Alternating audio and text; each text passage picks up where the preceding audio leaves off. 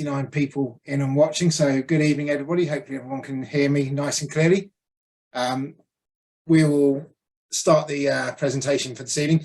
And as you can see, the talk is about how to start a drone business. So if you're looking to turn your hobby into a commercial business, welcome, and let's get started. Tonight is going to be myself talking, Chris Bradbury, Altitude Aerial Photography. I'm also the Drone Support Officer for the British Model Flying Association. And when I've finished droning on and waffling on, I'm going to pass over to Andrew Bailey of the UAV Academy. The introduction, as it were, for myself, like I say, professional drone operator. I've been doing it for several years, running the company Altitude Aerial Photography. We've worked on various different programs. So although you might not have heard of me or my company, you've probably heard of some of the programs that we've worked on, such as Emergency, the Savoy, 24 Hours in A&E, 24 Hours in Police Custody, Dancing on Ice. You know, there's a little bit of showing off there, as it were. We've also done FPV flying for music videos, such as the Radiohead one for Follow Me Around. I've also made commercial flying props for the likes of Fast and Furious. So we made them 300 radio-controlled heat-seeking missiles, a couple of life-size radio-controlled torpedoes, and some flying cars. Made flying light bulbs for BT when they launched their new logo back in 2019. That one was quite fun because it took off in the pitch black. We turned the lights on and then triggered the laser display at the same time and then flew off through the logo into the darkness. Other FPV jobs we've done recently, this advert's on TV a lot at the moment, the Volt O2 advert. So there's a lot of FPV filming with that one. So you're probably wondering how you start your own drone business if this is something you want to get into. And the first thing is, don't buy a drone. Yeah, not yet anyway. And the reason for that is the drone itself is just a tool. It's like saying I'm going to be plumbing, doing electrician work or anything like that. You don't go out and buy a set of screwdrivers and spanners until you know what you're working on. You don't want to go and buy screwdrivers for working on watches and then find out you're working on articulated lorries. So you need to make sure you get the right tool for the job. So the first thing to do, rather than buy a drone, is to create a business plan. And that is the who, where, when, why, and all the questions that you need to ask about your business. And essentially, who are you going to be flying for? What are you going to be doing with the drone? Because all of this information is relating to the data that you're going to capture with the drone. Because like I said, the drone itself is just a tool.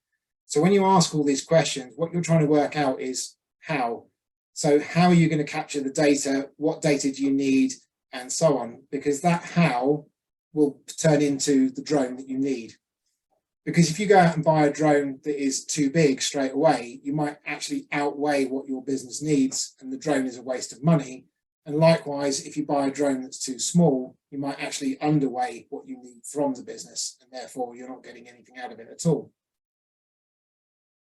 The next question I always get asked when people want to know about a business is, how much can I earn? And there are companies out there that will tell you you can make 6 figures a year, 100,000 a year. But the main thing is here is how much do you actually need to earn? And this is where you come back to your business plan.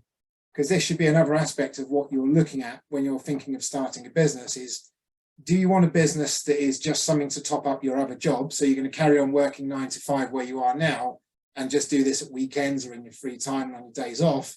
Or are you looking to make a full-time switch into making this your professional career and nothing but? If you look at the average number of days that most of us can fly per year commercially, it's around 100 to 120 year on year. The reason for that is, you know, we get windy periods. So, for example, for the last 2 weeks, it's been very wet, very windy. Very few drone operators have been able to go out and fly. So 100 days per year is a good kind of guide. So what I say to somebody is, if you want to make a £40,000 a year salary, that straight away means that you need to go out and make £400 per day. Obviously, if you want to make a 50 grand a year salary, you've got to make yourself £500 a day and so on. But you'll see at the bottom there, that's plus your costs.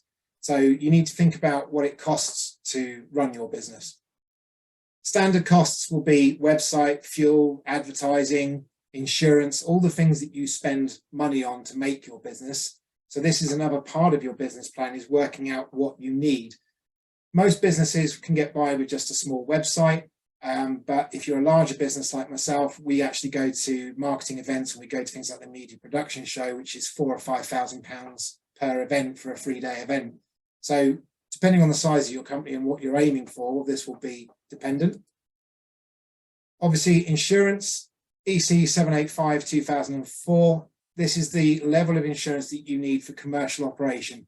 So if you're going to fly any drone, whether it's a Mavic Mini or one of the large ones like I've got on the shelf behind me, you need insurance that meets EC 785 2004 for commercial use. And again, that's something that you need to add into your costs. So in terms of recouping your cost, what I always say is think about the drone that you've got and then base your pricing on somewhere between 3 to 5% of the value of the equipment you have. So if you're flying with smaller drones like DJI Minis, the Mavics, 3% of the cost of the drone over the number of flights before that drone essentially wears out will recoup you the cost of your drone. So you're basically using the equipment for free, but also allow you a small amount of overflow to create growth essentially and buy something bigger when it comes around or the next new model. So if you take the Mini 3, for example, as the latest one out, it's essentially twice the price of the old Mini 2. So equipment does go up in value. The larger stuff, so things like the M600s on the shelf behind me, the DJI M300s that we fly, you want to aim for around 5% of the value of the equipment whenever you go out. And the reason for that is that when you go out with these bigger drones, the batteries on the small ones are about £100 each. It's £1,400 a set for the batteries on these. So you can imagine where that money goes. And there's certain elements, things like batteries, that will wear out quicker than the drones themselves. So you need to think about that cost of lifespan of the gear. So as an example, if you want to go out and fly a DJI Mavic 3, which is quite a common drone for sort of entry-level work, the Cine day rate, you're looking at about £5,000 worth of gear. The Cine drone is about £4,000, a couple of extra batteries, and a few bits and pieces. You're looking at £5,000. If you take 3% of that, that's your £150. You then add on your time, which is the £400 based on the 100 days you can work per year. Then you add on your costs. So most companies will be around £50 a month by the time they've paid insurance and everything else. But again, if you've got a slightly higher overheads, you might be at £150. So that 50 to 150, think about fuel, how far away the jobs are. If you're working locally, you're probably on the cheaper end. If you keep traveling distance to get to different sites, then you'll be on the more expensive end. But even there, taking something like a small Mavic 3 and going out for a day's work, you're looking at anything from £600 to £800 a day just to cover a £400 a day income for yourself. So this is one of the common mistakes I see people making on a lot of the forums, is they're advertising themselves for £50 a day or £50 a job, and you're not going to make money and you won't be in business for very long if you do that. If you then take something like an M300 or the M600s behind me, you could be taking £35,000 worth of gear out onto a set.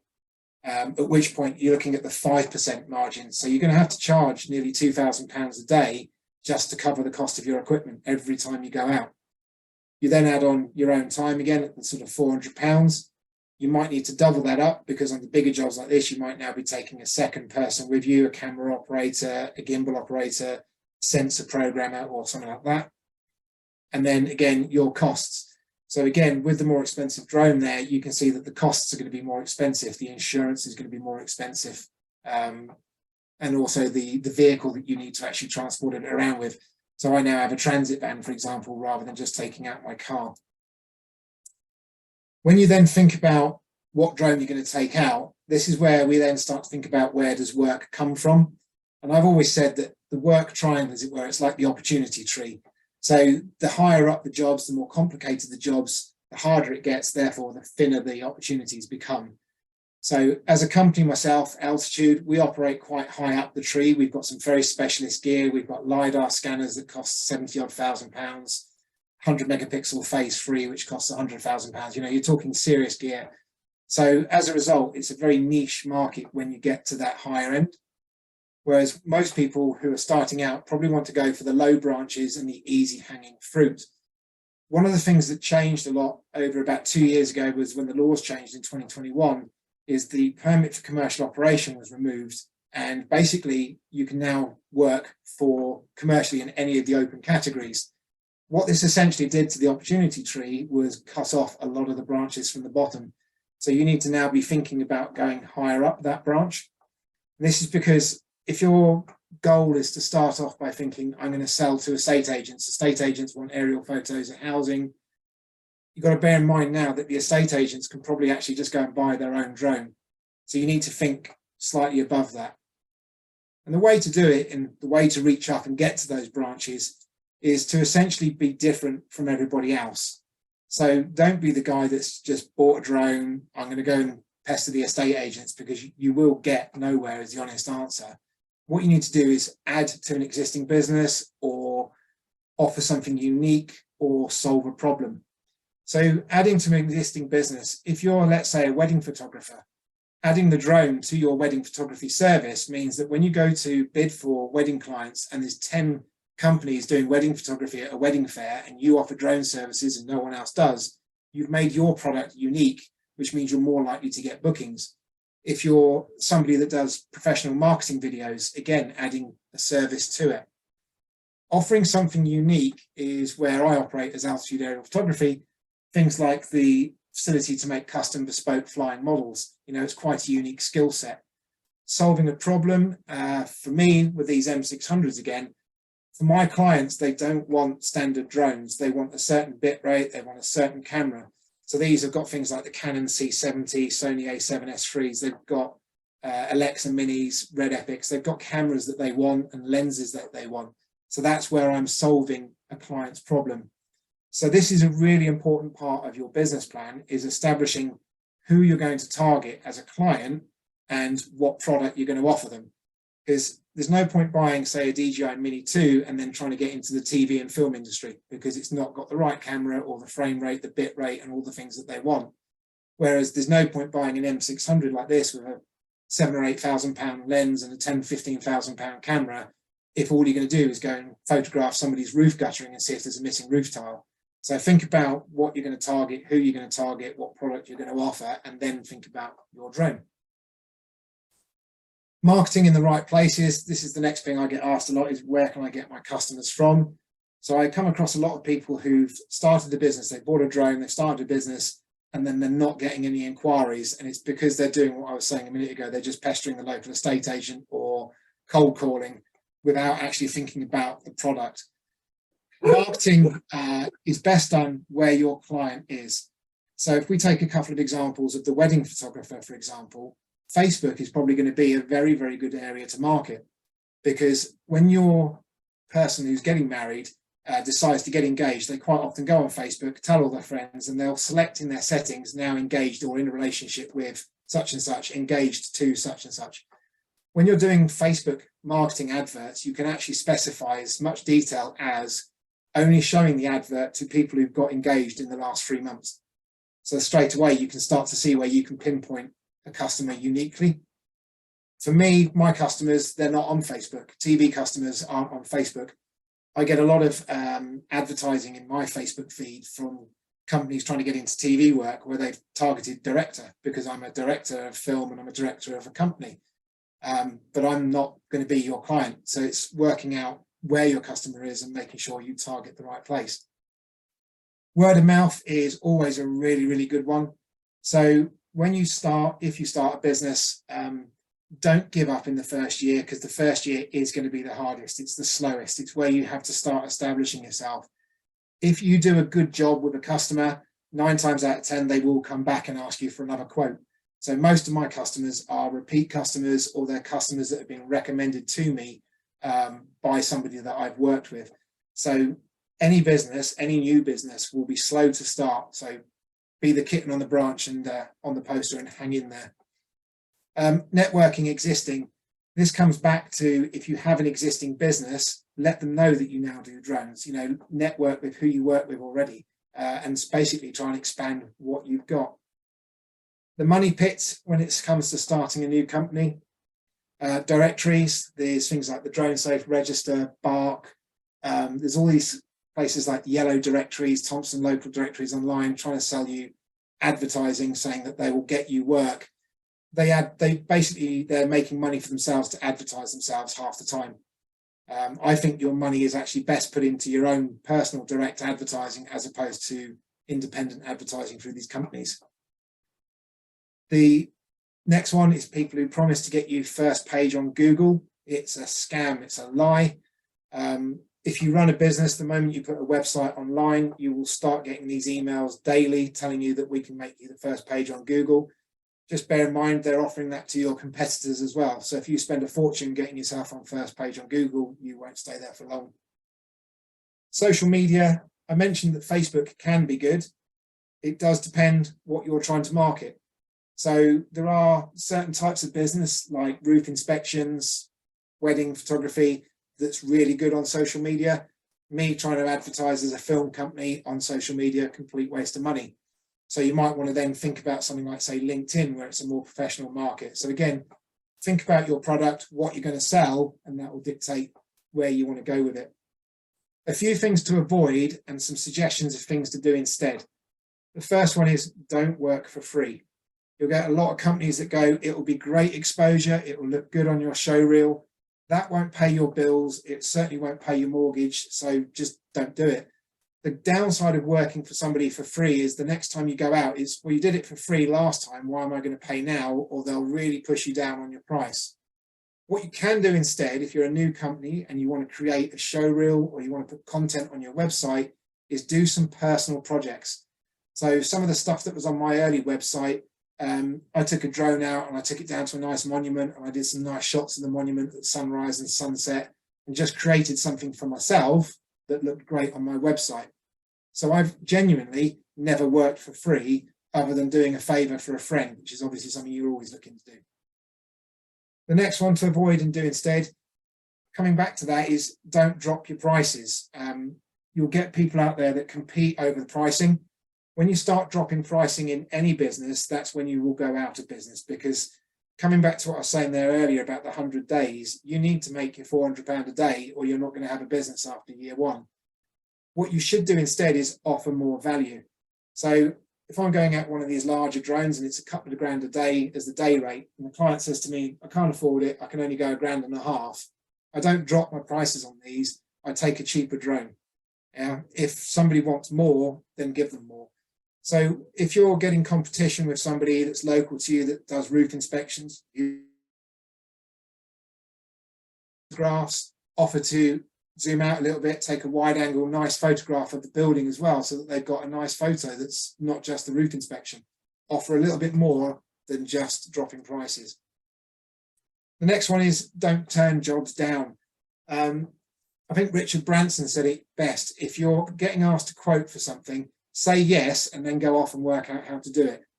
And the same applies really to drone jobs. There are a lot of people I see that turn down work out of fear of not being able to do it. And sure enough, there will be occasions where your drone that you bought isn't capable of doing it, but network with people instead and partner up on jobs. So one of the things that my company has as a unique selling point is we can fly 10 meters from uninvolved people, whereas most people have to be 50 meters. So when a client, another company might come to me and say, we can't do this job, can we white label it? There are some unscrupulous companies out there that would quite happily steal your customer from underneath your t-shirt, but there are some nice companies out there. So just, rather than turning a job down, see if you can work with somebody. The category you fly in and how to go further, essentially, when you first start off, you might start with a small drone, and then you might want to get a bigger drone to fly and carry a bigger camera or a different sensor. And that will affect basically what category you're flying in and what permits you'll need, which, as Andrew's probably worked out about now, is where I kind of lead on to landing over to Andrew Bailey, because Andrew runs the UAV Academy, which is all about the courses and the training that you'll need. So I'll hand over to Andrew. Thanks, Chris. That's very interesting, very sensible advice there. Chris, can you stop sharing your screen and then I can share mine? Okay, bear with me just 1 second.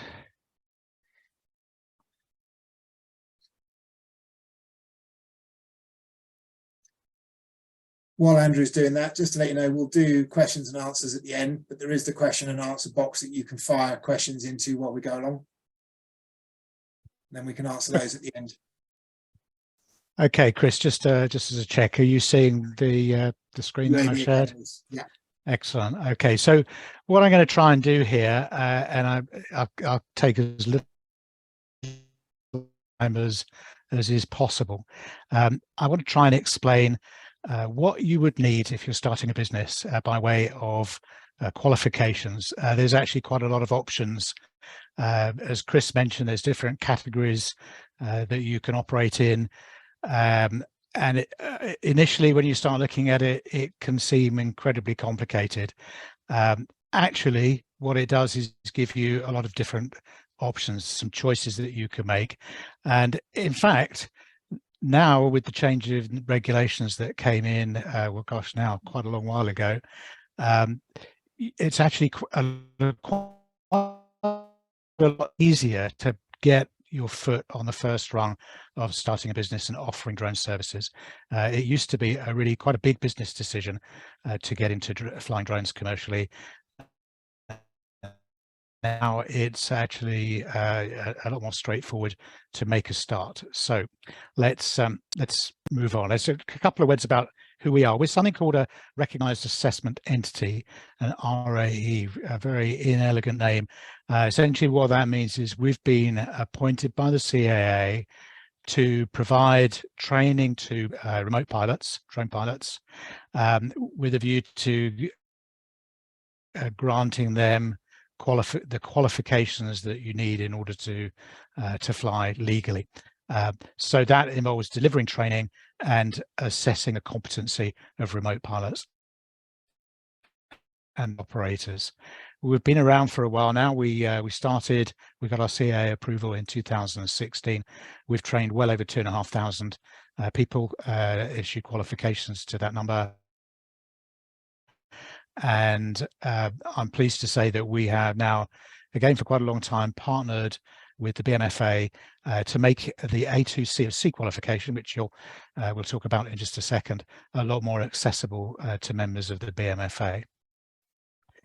So let's talk about, to start off with, if you're running a business and you're flying a drone as part of that business to deliver some type of service, then you're flying commercially.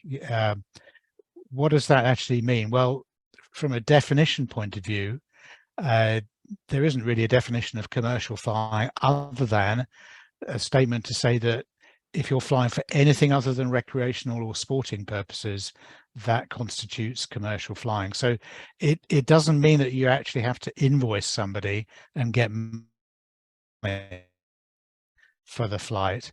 It simply means that you're not doing it for fun or for sport. Okay, so a lot of people have fallen into the trap of saying, well, I'm doing this to build my portfolio and I'm doing a free job for a potential client.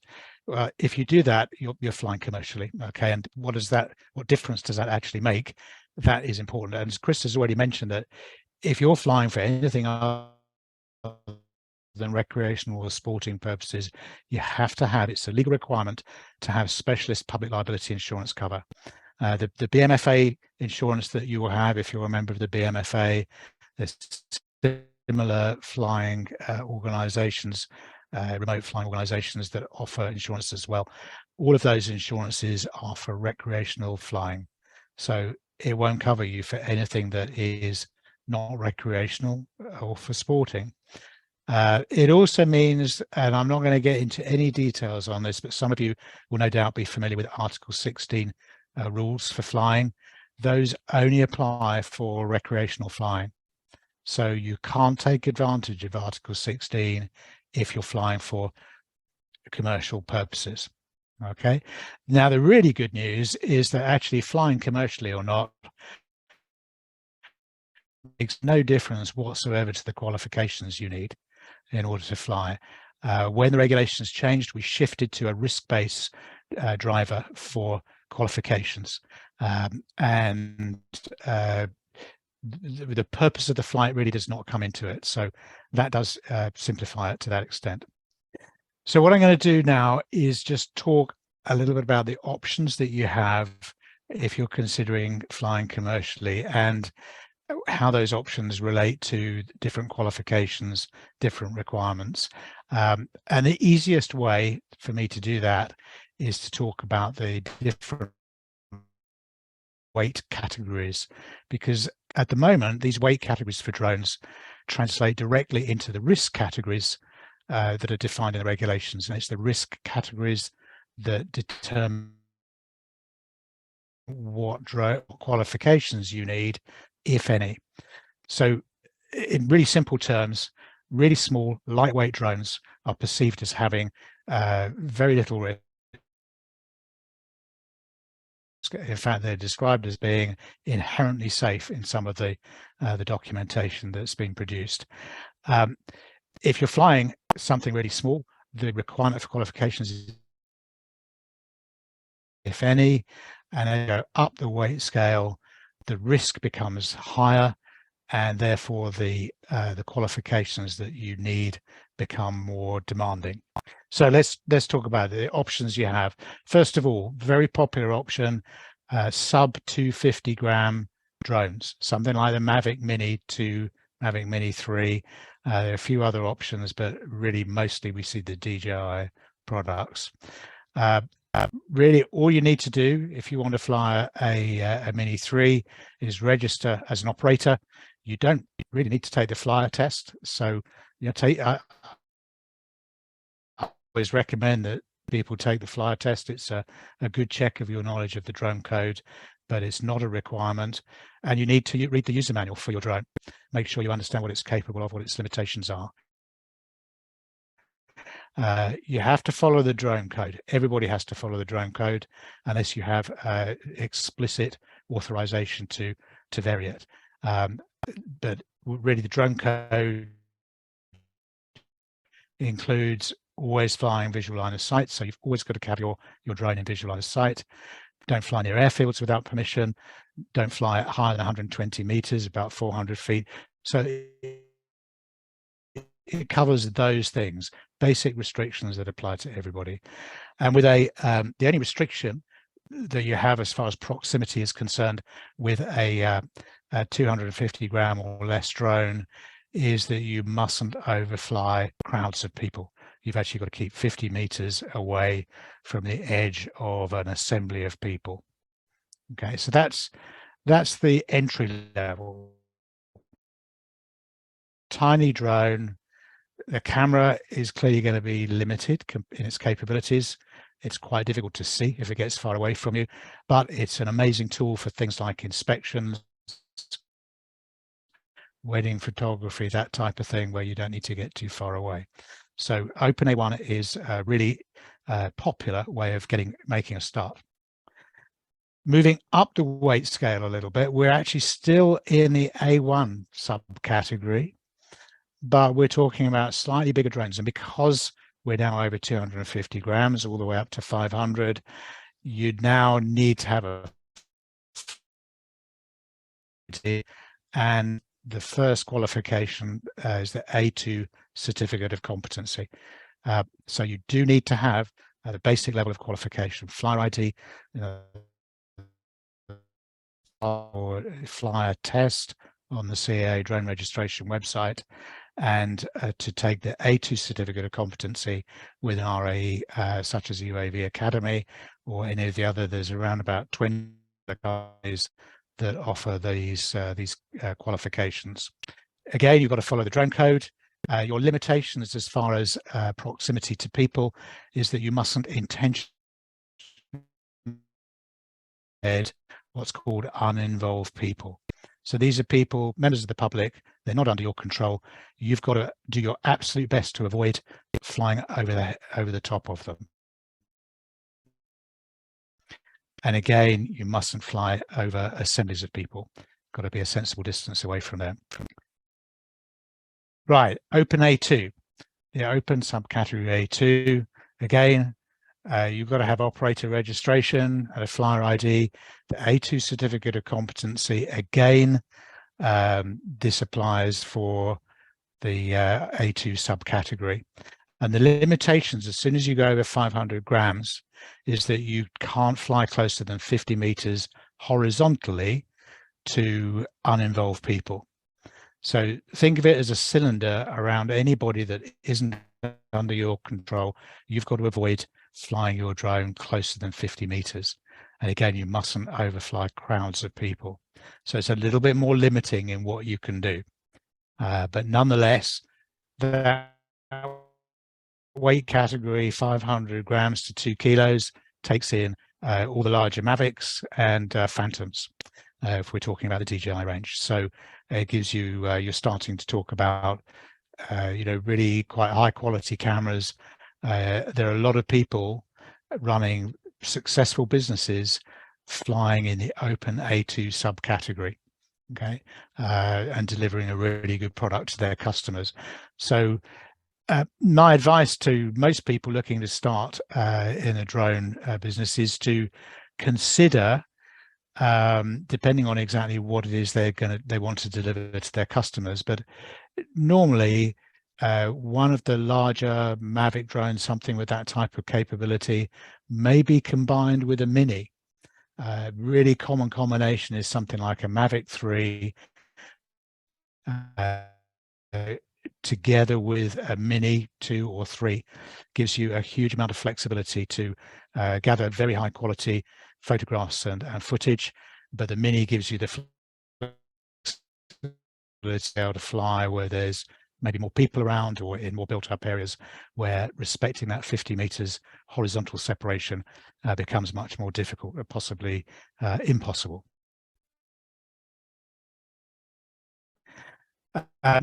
Now, this wouldn't be complete without mentioning the open subcategory A3. This is really not relevant for commercial operations, at least not for most commercial operations.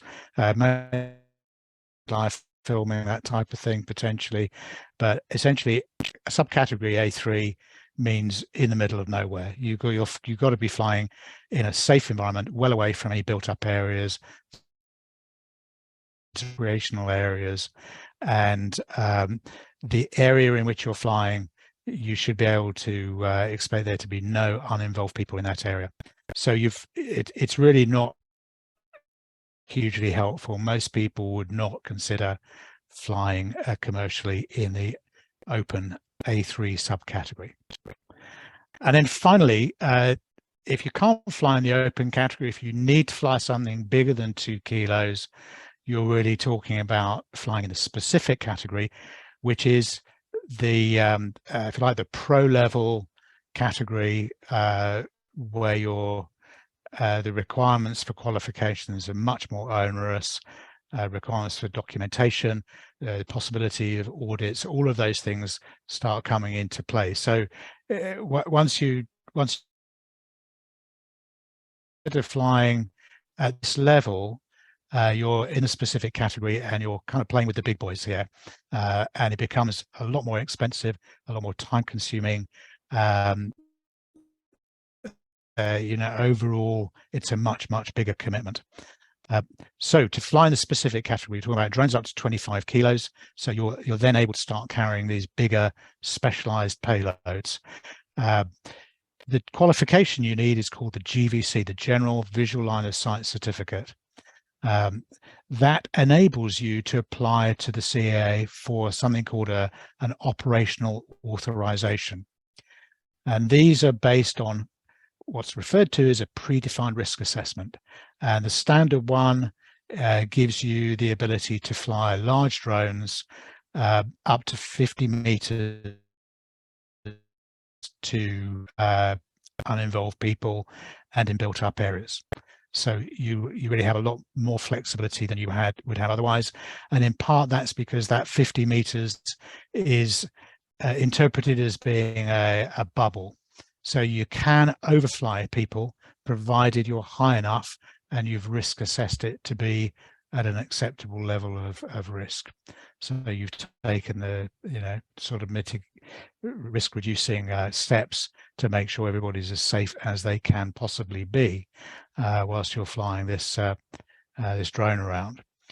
Again, no of crowds and so on, but this route to qualifications and ultimately gaining an authorization is actually open longer term to this privileges. The sort of privileges Chris has talked about, being able to fly potentially 10 meters away from uninvolved people, maybe flying extended visual line of sight, so further than half possibly even beyond visual line of sight. That's down the road, particularly if you're just starting out. It's expensive and complicated to do, but it is possible, and the GVC is the qualification that would form the pilot competency basis for you gaining that type of permission from the CAA. Now, so far, really what I've talked about is the sort of privileges that apply in the open category for drones that are already out there, commercially available, the sort of drones that you're all flying. When these regulations were formed and put into effect, there was built into them was the concept of having product certified drones to meet a set of standards that varied between different classes. And depending on the drone being certified to a specific class, you could get additional flying privileges, in particular being able to fly closer to uninvolved people and potentially more heavy drones. The problem with this is that it didn't exist. It didn't exist then, and actually, despite all the best plans of the regulators, they were expecting legacy drones to start, being effectively phased out by the end of this year, and this simply hasn't happened for sorts of reasons, and it's quite clear that there will be no certified drones in the UK by the end of 2022. So as it stands today, the new regulations that came in, the transitional provisions that allow you to fly legacy drones, the drones that are already out there, come to an end at the end of this year. And really, even if you have an A2 certificate of competency, as it stands, you would only be able to fly in the open A3 subcategory after the end of this year. But the CAA is close to making an announcement following a public consultation that went on a few months ago, where their intention is to push that transition period out so that we can carry on flying these drones in the open category with the privileges that we enjoy today. So the arrival of certified drones in the UK is at best uncertain. My personal view is I think it will happen eventually. I'm not sure what the mechanism will be, but when they do, it's really only going to improve the flexibility of flying in the open category. Some of you will be aware that the Mavic 3 has recently in the EU been certified to the C1 standard, the C1 product standard, which means that the Mavic 3 in the EU can be flown as if it with the same privileges as you would enjoy in the A1 subcategory. So you'll be able to fly closer than 50 meters to uninvolved people, just not fly overhead them. Very minimal qualification requirements, a lot of flexibility. So, but that, because we've left the EU, is not going to happen in the UK. And there's no clearly understood mechanism for making that happen in the UK as yet. The manufacturers still seem to be a little bit unclear as to what it is they need to do to certify their drones for the UK market. So qualifications themselves, A2 CFC, really easy to get.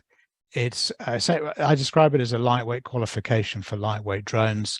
You do need to register as an operator. have to take the CAA drone registration flyer test. That's a prerequisite for taking the course. There's no flight assessment. You self-certify that you've trained yourself to fly the drone in a safe environment, and the qualification itself is valid for 5 years. So it's cheap, simple to get. I'll talk a little bit about the course itself in just a minute, but this is a really good, straightforward entry-level qualification. Because it's valid for 5 years, you don't need to apply to the CAA for anything once you have it. The qualification itself allows you to exercise the privileges that it gives you really as soon as you have it in your hand. So it's an excellent route to being able to fly, and it's perfectly good to fly commercially with this qualification. The GVC, which is required for flying in a specific category, again, it requires an operator registration and flyer ID. But there are additional requirements for this. You have to have something called an operations manual, which is a fairly substantial document, which is used as the basis for applying to the CAA for an operational authorization. To complete the GVC, you have to take a flight assessment. So there is a competency assessment involved in acquiring the qualification. And it is valid for 5 years. The courses, the A2 CFC, there's 3 modules. Each of the modules has a quiz. There's a mock exam which covers the whole syllabus, which you can take to prepare for taking the formal exam. Everything is online. There's no flight assessment. It takes most people 2 to 3 days to complete. There's obviously some variation, but that's the average. And again, average, according to the statistics that our system delivers, people spend about 8 hours studying the material on average. The course fee, our course fee, this isn't, each of the RAs sets their own pricing. Our course fee for the A2 CFC is £99, but we have a special arrangement with the British Drone Flyers, BMFA, that allows members to enjoy a discount of £49, taking it down to, the discounts are £50, taking a net price of £50. The GVC, much more substantial undertaking. There's 9 modules. The materials are quite a bit more in depth. Again, you've got quizzes and mock exam. The theory is all online. We provide an operations manual template, so that makes that job a lot easier to complete. And the flight assessment that you have to do takes half a day, and it's usually done one-on-one with one of our instructors. And the bar is reasonably high for that. You've got to be able to fly, understand your drone, fly according to your operations manual, demonstrate that you can fly in a procedural way.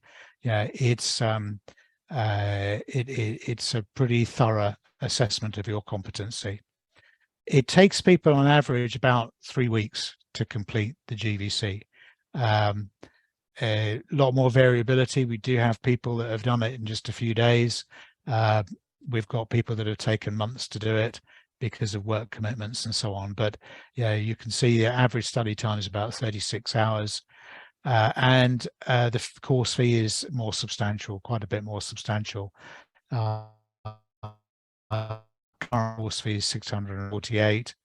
Existing customers, so if you came to us to do your A2 CFC, you would enjoy a 10% discount on the GVC if you decide to take that further down the road. You can't fly though with the GVC. You have to have an operational authorization before you're able to actually fly. That involves a fee paid to the CAA, £260 initially, and then there's an annual renewal fee of £200.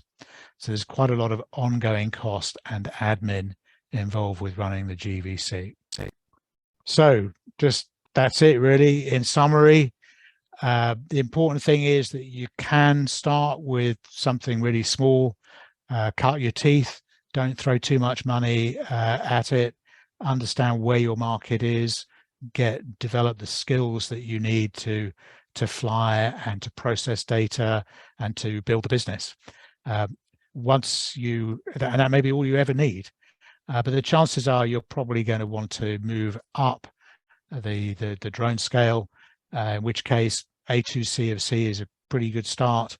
And in fact, a lot of people that offer services with something like a Mavic Mini choose to take the A2C of C, even though technically they don't need it. It gives them that little bit more credibility. It gives them a drone license that they're able to show people if they're asked for one.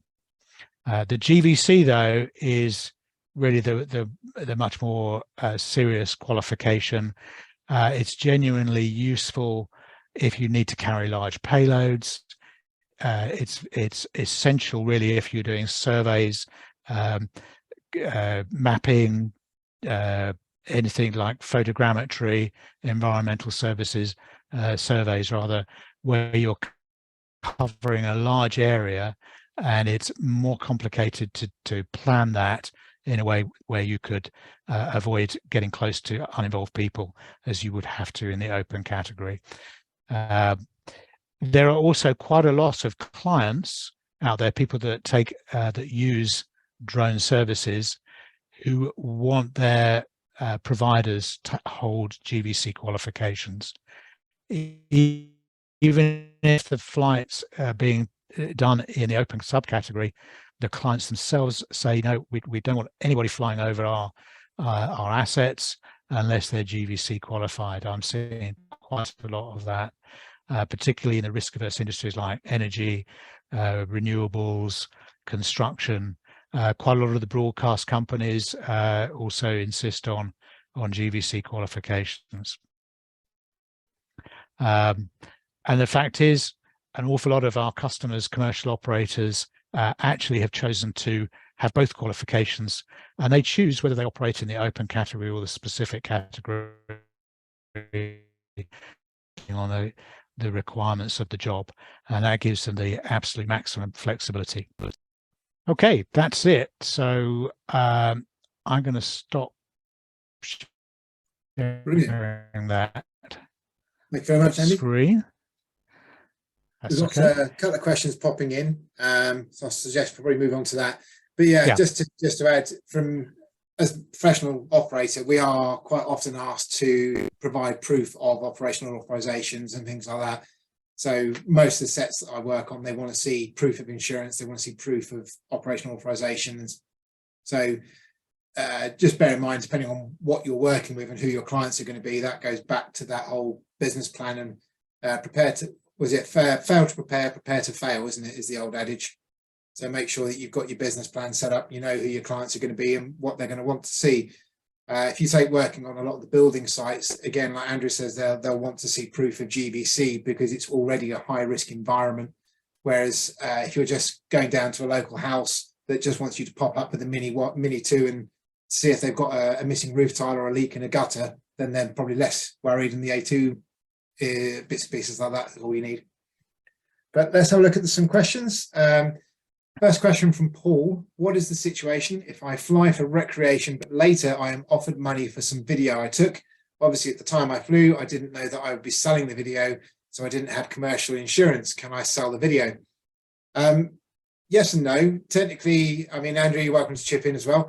But technically, if the purpose of the flight is what you need the insurance for. So if you're asked a couple of months down the line to buy a video that's on your YouTube channel or something like that, or a picture that's on your own website, then yes, you can sell it on. You don't have to have commercial insurance from that perspective. However, the caveat to that, from what I would understand, is it's always been a pragmatic grey area, for want of a better description, where people say, I wasn't selling drone services, I was charging a fortune for video editing. The drone services were free. You know, these kind of loopholes that people want to find. My argument to that would be, if you're putting photographs and video on a website and you're publicizing it and people are going to buy it because of that publication, was it genuinely a recreational flight? So that's just something to consider. Don't know if you want to chip in anything on that one, Andrew. Yeah, I'd agree with that. In fact, it was the subject of a lot of discussion a couple of years ago, when people started making money on YouTube. You know, if they developed a channel and started getting a lot of traffic, and also people were occasionally selling videos after they'd taken them. And in fact, there's one quite famous case, goes back a long way, of a guy that videoed a live fire situation with the agreement of the fire brigade at the time. He wasn't being paid any money to do it, so all seemed to be okay. And then subsequently, one of the television companies paid him money to broadcast it on their channel, and there was actually a prosecution that came about as a result of that. The CA, quite a long while back, has made it pretty clear that, provided, as Chris said, the intention when you took the video was really just for your own enjoyment, then there really should not be an issue if subsequently you make some money out of it. Same applies to stills, incidentally. But on the other hand, if you do set out to generate footage or stills with a view to putting it maybe in one of these stock photography sites to gain money, then you're on really quite dodgy ground. So yeah, just be sensible about it. Yeah. Next question from Malcolm Brown. It's more of a statement, this one. He says, you don't need the A2 CFC just because it's over 250 grams. Yes, it gives you more versatility, but you do not have to have it. Sounds like a sales pitch for your services, but unneeded. You're absolutely right. You don't have to have the A2 CFC. As Andrew's mentioned, you can fly commercially in any of the open categories. The main benefit of the A2 CFC as a starting point is it gets you to be able to fly in built up areas. If you're looking to fly commercially, there's very little in farmers' fields that's going to be of any relevance or interest to what you want to film, photography, survey, etc. So that's just understand it comes back to that business plan of what are you going to film and where, really. Next one on this one is a question from Salvatore Campanello. Are there any employment agencies in the UK for which we can register and which gives us opportunities to work with drones? Any answers from that one, Andrew? I'm not aware of any. I think Facebook and LinkedIn, there have been over the last few years, I've certainly seen quite an increase in real salaried jobs being advertised for experienced drone pilots. They tend to be for people with complementary skills, so people that have specialist skills and a lot of experience flying drones. But they do exist. You don't have to go back that long where, the idea of getting a salaried job in the drone industry was a bit of a fantasy, but they do exist now. But you've got to be good, knowledgeable, probably have a few years experience under your belt. It's not going to be easy. I'm not aware of any specialist agencies. I'm sure there are other. I'm not aware of any specialists. I've seen a few jobs in places like Reed and the standard kind of job agencies where they've been advertising for a drone pilot. And like you say, it might be that they actually want a software technician that understands drones because they're trying to do something with the drones and they want something dedicated. I think a lot of the smaller jobs, they seem to be advertised amongst the networks on Facebook, don't they? There's a lot of commercial groups on Facebook. If you just type in the word commercial and drone on Facebook, you'll probably find some of the UK groups. Quite a few of the local jobs tend to get advertised on there. The one thing I would say is just to be cautious of is what I mentioned in my part of the talk is some of these agencies that claim to offer jobs, that they're sites that they want you to pay 250, 300, 400 pound a year to sign up to. Bark, for example, is one that's been going around for years, where they've been chasing wedding photographers to advertise on them because they'll get them wedding jobs. And they're just another agency. They're just another directory like Yellow Pages. So just be aware of some of the scams, as it were, really. So if someone's asking you to pay you money to find a job, then they're not finding you work. Next one from Malcolm Brown. Are you saying you can't fly commercially without the GVC? Because I don't think that's correct. Yes, very good to have it, but sensible, stay away from people within reason should be fine. Can you please confirm you do not have to have it? More of a sales pitch. So yeah, you don't have to have a GVC to fly commercially. As Andrew was saying, the GVC, the A2, it's what category you want to fly in. So it's not that you have to have the GVC to fly commercially. The GVC itself is just a qualification. It doesn't then give you anything unless you get the operational authorization from the CAA. It's coming back to the business plan of what do you want to photograph, what do you want to film, what do you want to get survey data of, where is that thing that you're going to do. So if you're going to fly a Mini 2, then you're fine for most places. If you're going to fly a Mavic 3, which then puts you into normally the A2 category, but you're going to be in farmers' fields away from everything, you're surveying crops, you don't need the A2. But you will need the A2 if you now want to take that Mavic 3 into a built-up area. If you want to fly anything like the stuff on the shelf behind me, because of the weight of this, you're going to need the GVC and the operational authorization. So it's just understanding what you need for the section you go into, really, isn't it, Andrew? Yeah, absolutely. And we have now we have probably, I would say, at least half of our customers are flying commercially. Those that are flying commercially are flying without a GVC and an operational authorization, because the sort of places, the type of drone that they're flying allows them to do that. So the GVC, if it only comes in as a hard requirement, really, if you need to fly right now something over 2 kilos, certainly anywhere in or near a built-up area where there's people around, that determines that you need a GVC. Yeah, it comes back to that whole business plan. Once you know what your client is, what your client wants, what you're going to target, how you're going to sell your product, that will tell you what sort of licenses, permissions you need, what category you're flying in, what class of drone you need, how much your insurance is going to cost. Because starting with an A2 at £49 if you're a BDF member, or £100 if you're not, all the way up to the GVC where it's £650 for the course, then it's another £250 to apply to the CAA, plus you have to have insurance. You're looking at £1,000 plus. So it's working out what you need and what's right for you. Nice easy one from Joseph Alberino is the next question. Will this presentation be available to download? The answer is yes. We're recording this and we'll put it on onto YouTube, on our Facebook, on our BMFA YouTube channel.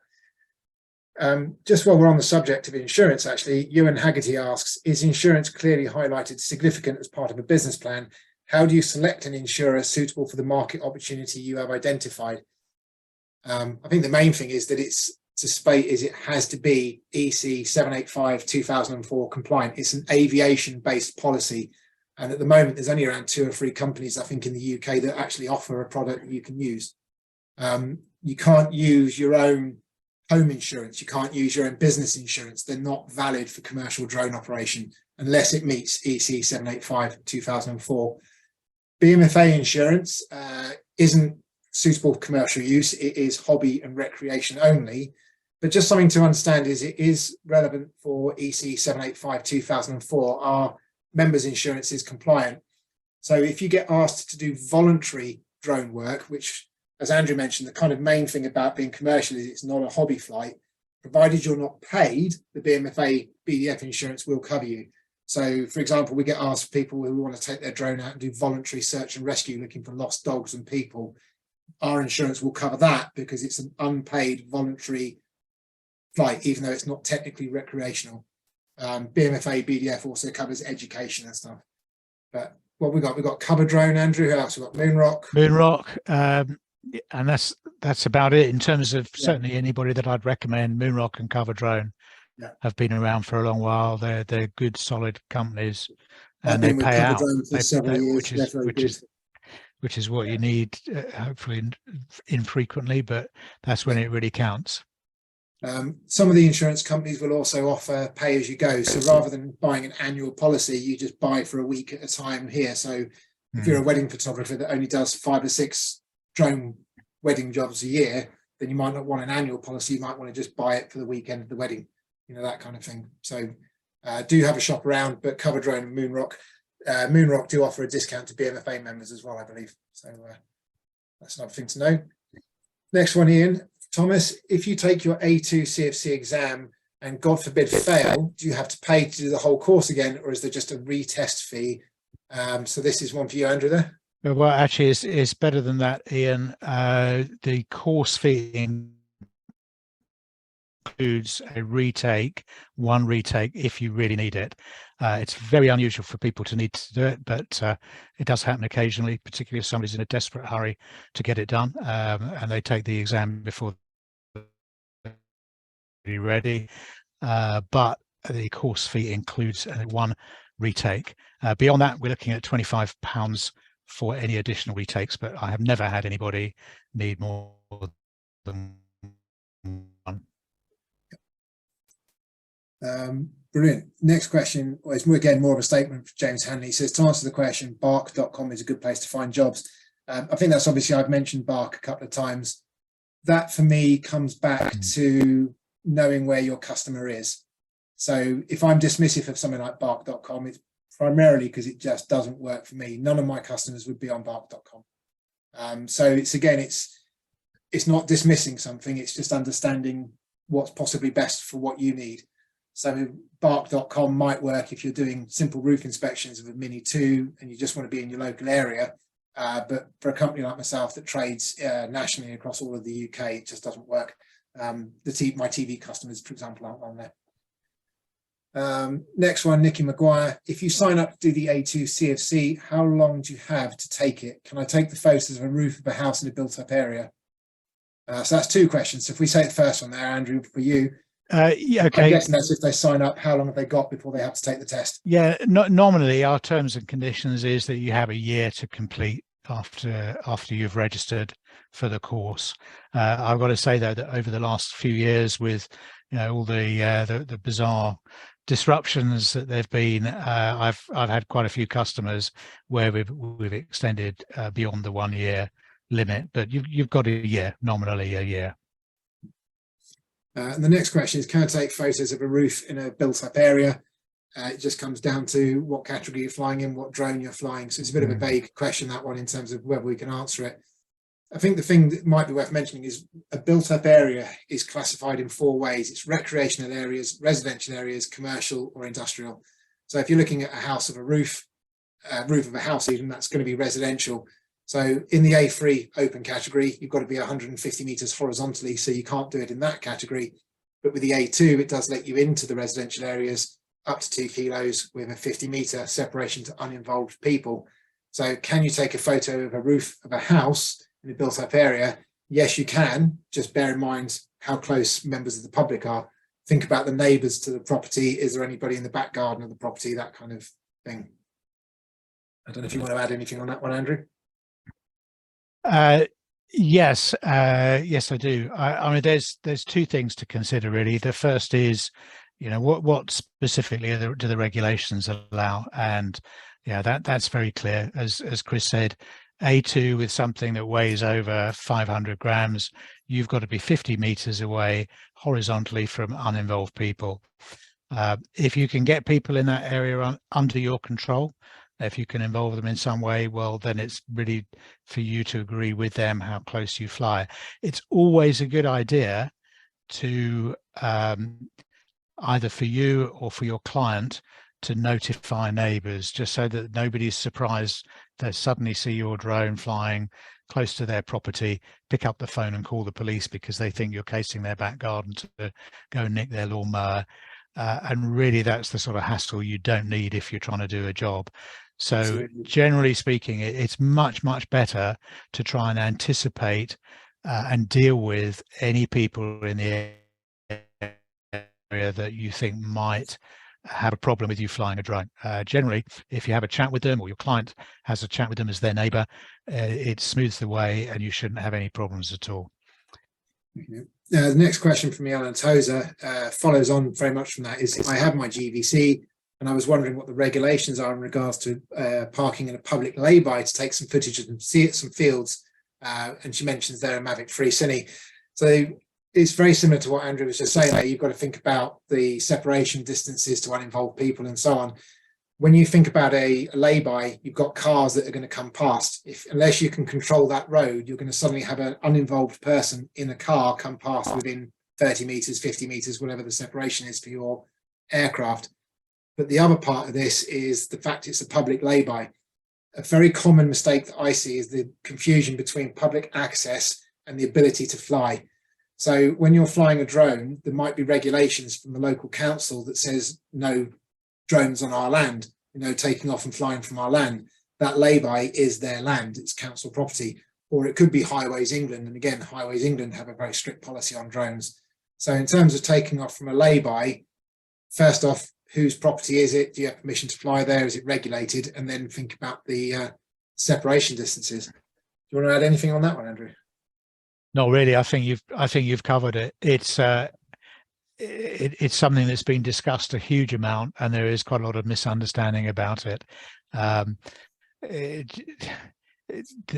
My view is it's a lot easier to try and get permission from private property than it is public. Usually, just even finding the right person to talk to can be a challenge, and their default position is particularly public. Like councils and that type of thing, their default position is usually no as the first response. So yeah, if you really need to take some footage of somewhere like that, try and find somebody that you can just use their back garden. We do it a lot commercially. We'll knock on someone's door and ask to use their back garden. If they look hesitant, we'll say, well, we'll take a photo of your house while we're up there. So you're offering a freebie in return for the favour of using their garden.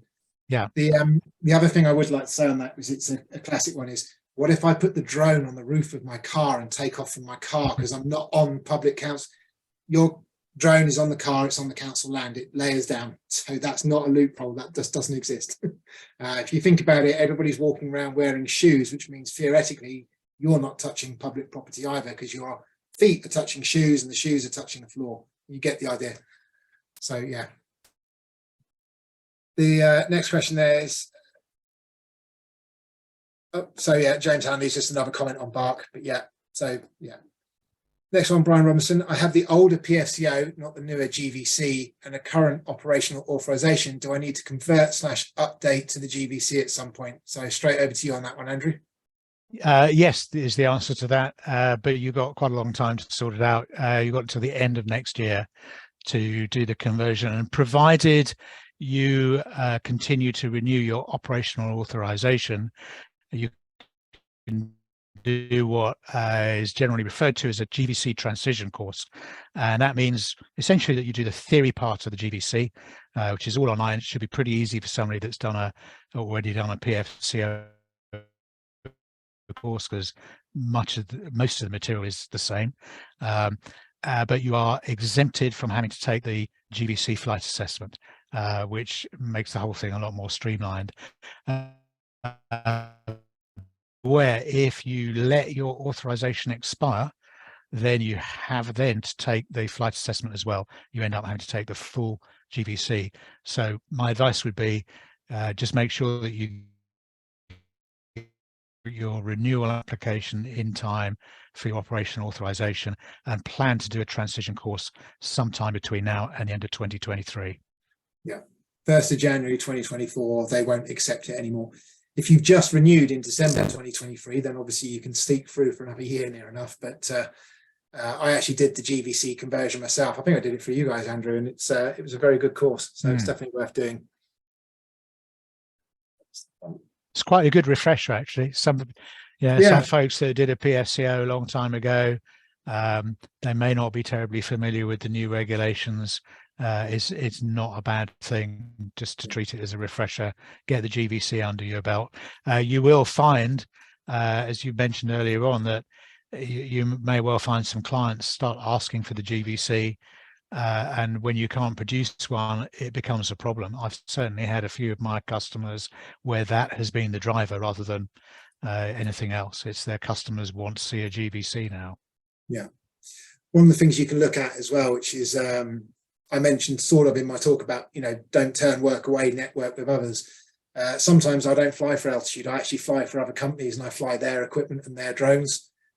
So having the GVC as the most recent qualification means that if I go to them and they've got a PDRA operational authorization rather than an extended PFCO, I can fly for them, whereas somebody on the old PFCO course can't. So it's just, if you're looking to fly for other companies, then that's the main benefit. Next question from David Dewey is going to be a really simple one. The new Mavic 3 Classic is certified as C1. What does that mean here in the UK? Nothing. No, nothing at all, I'm afraid. Yeah, yeah. very, very frustrating. Yeah, I think it does. It sets the precedent, doesn't it, that it will be accepted. But at the moment, we haven't got any C-class drones because we left Europe. We're not under the same requirements or regulations. So at this time, nothing's confirmed. Yeah, maybe in the future. Who knows? What are the advantages of having the GVC when flying a Mavic 3 rather than the A2 of C, if any? It's an easy one for me. It's the ability to fly overhead of people, isn't it? You know, it's, the GVC qualification does trump, in my opinion, trumps everything else, but that's why it's more expensive, isn't it, at the end of the day? Yeah, it's if you fly in the type of situation where maybe you can always get people in the area under your control, or there aren't any people in the area where you want to fly, then you're absolutely fine flying the Mavic 3 in the open A2 category with an A2 CFC. But if you need to fly overhead people, or you're flying in an area where there may be people that you can't even see, perhaps because you're doing a grid, flying a semi-autonomous grid pattern, doing a land survey, then it's really too big a risk to do that with an A2 CFC. You could unwittingly be in breach of the regulations, whereas with a GVC, that's fine as long as you're sensibly risk assessing it. But yeah, GVC definitely more flexibility. Next question from Paul. Is there any value in taking the GVC and not applying for an operational authorization? Do companies sometimes ask for a GVC and not require an operational authorization? So the operational authorization is what lets you fly to the limits of the GVC level, essentially. If you don't have the operational authorization, the GVC on its own is meaningless. Where it is beneficial is if you're someone like me that flies for other companies as well as my own company. If I didn't have an operational authorization for Altitude Aerial Photography, which I do, I can still use my GVC to fly on someone else's operational authorization as long as I'm in there, fit their requirements essentially for their operational authorization. So yes and no, but without the operational authorization, you can't fly over people. You can't fly in, to those limits. What I would say though, Chris, is that, I've certainly seen over the last year quite a lot of our customers who've chosen to operate in the open category. So they've decided that they don't need a full authorization, have still ended up taking the GVC because it gives them the credibility. And there are some clients that are happy for them to fly in whatever category they like, but they wanted to have the highest level qualification, where the qualification involves a flight assessment. So I think there's some value in it, but it's probably the exception rather than the rule. Richard, the answer to that is no. Unfortunately, we've tried it. It's not worked particularly well. There are specialist companies that run those sorts of courses. I've never really found that it worked commercially, so we just focus on the CAA qualification courses and do the best job that we can with that. I've had a couple of my pilots have been on some of those courses with other companies, and to be honest, they've actually found them quite useful. One said it was useless. So it's a case of, it's like most things in life, do your research on the company and what the course offers. Some of those courses that are available from other companies, it's less about understanding how to do it. It's more about understanding the equipment that they're selling, if that makes sense. So they're selling us, a product, and they want you to understand how to use it. So they sell you a course on top. YouTube is probably one of the best resources, isn't it, for things like that? Learning how to do certain jobs. So. Yeah. Right. That's all of the questions. Thank you very much. What I can do is going to end the video in terms of what we'll put online on YouTube, but then I suppose if we just open it up and people can unmute themselves if they want to ask anything else.